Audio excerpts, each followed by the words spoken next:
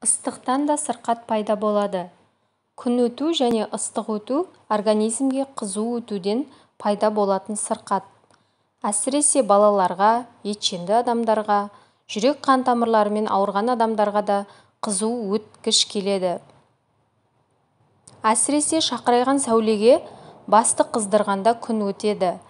Организмге қызу қатты өткенде пайда болатын сырқаттың алғашқы белгілері еңсесі түсушілік, қалжыраушылық, жүрек айну, бас ауру. Мұнан соң дененің қызуы көтеріледі 38-40 градусқа дейін.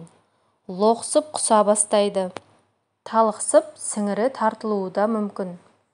Күн өту көбінесе ыстық, қапырық ауадан болады.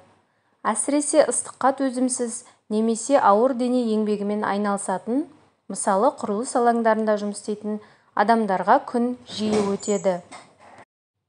Сондай-ақ күн сәулесімен нашар шағылысатын қара қоңыр түсті киім немесе ауа өткізбейтін және тердің булануына бөгет жасайтын киімде организмге ыстық өтуіне себепші болады.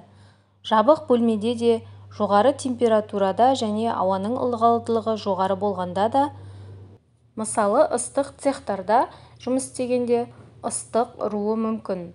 Ыстық ұру немесе күн өту белгілері білінгенде дереу дәрігер шақырып, немесе зақымданған адамды жақын маңдағы емханаға жеткізген жөн.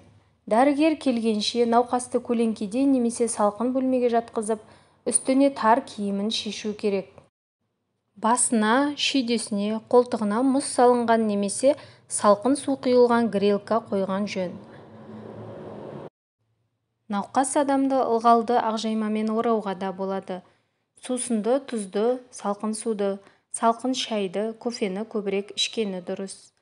Ыстық ұрған адамның тыныс алуын күшейту үшін салқын суға малынған сүлгімен немесе орамалмен жағынан шапалақтап ұрады. Мүсәтір спиртін иіскетеді. Оттегін жұтқызады.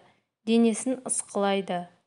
Дәрігер келгенге дейін бір шай қасық кардиамон 10% кофеин ерітіндісінің 2 ампуласын ішкізуге болады.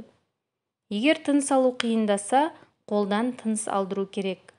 Ыстық ұру мен күн өтудің алдын алу үшін ауа райының ыстық кезінде жеңіл, қимыл қозғалысқа бөгет жасамайтын ашық түсті киім кию қажет. Басқа бас киім кию немесе ашық түсті орамал тарту керек.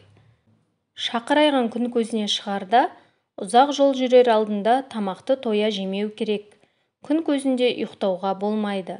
Жағажайда демалған кезде сақ болған дұрыс. Ұзақ уақыт бойы күн көзінде жүруге, қапырық бөлмеде отыруға болмайды.